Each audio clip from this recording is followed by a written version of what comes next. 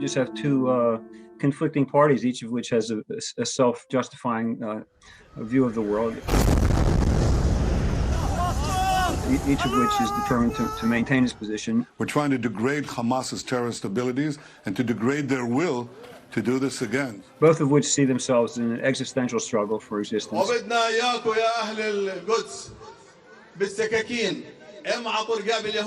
Existential struggle for dignity.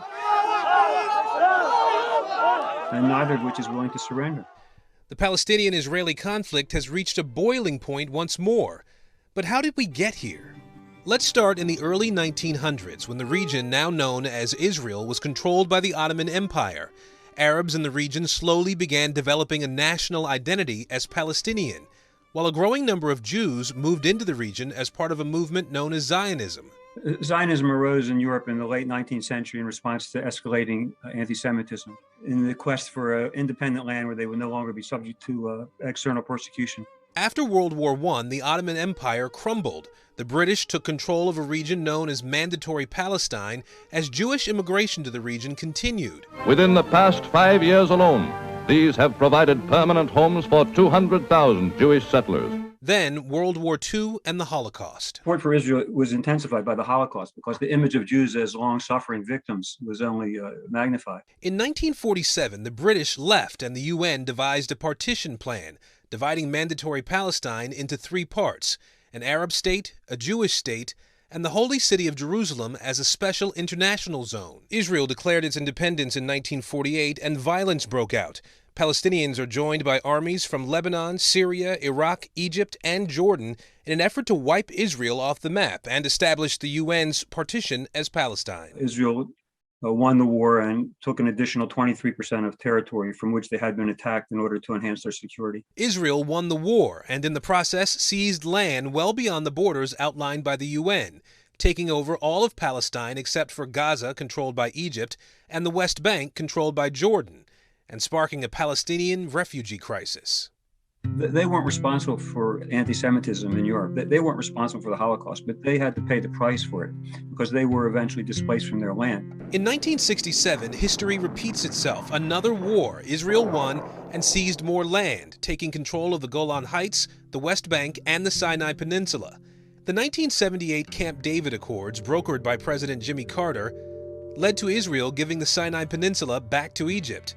But as Israel conceded land, it gained further control of what it already had, building settlements in the West Bank and Gaza and breaking up Palestinian communities in those regions.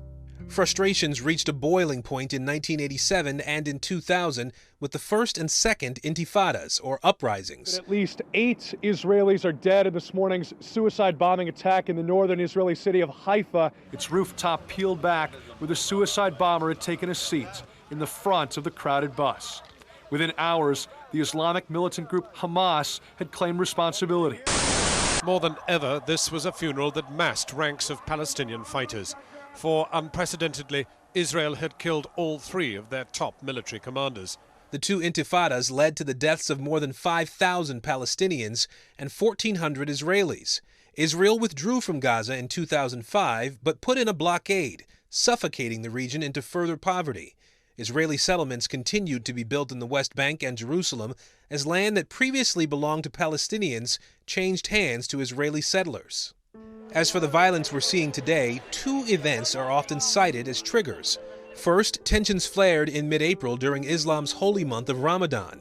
Israeli police put up barriers at the Damascus Gate in Jerusalem where Muslim worshippers gather after evening prayers. This led to Palestinians protesting and clashes with police and Israeli nationalists. Second, tensions were high after a long-running legal dispute in the East Jerusalem neighborhood of Sheikh Jarrah that left 4 Palestinian families to face eviction from their homes on land claimed by Jewish settlers.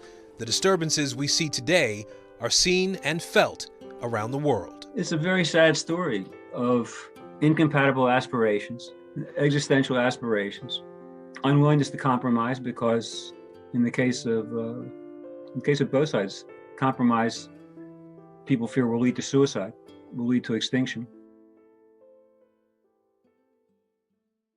Hey, NBC News viewers, thanks for checking out our YouTube channel. Subscribe by clicking on that button down here. And click on any of the videos over here to watch the latest interviews, show highlights, and digital exclusives. Thanks for watching.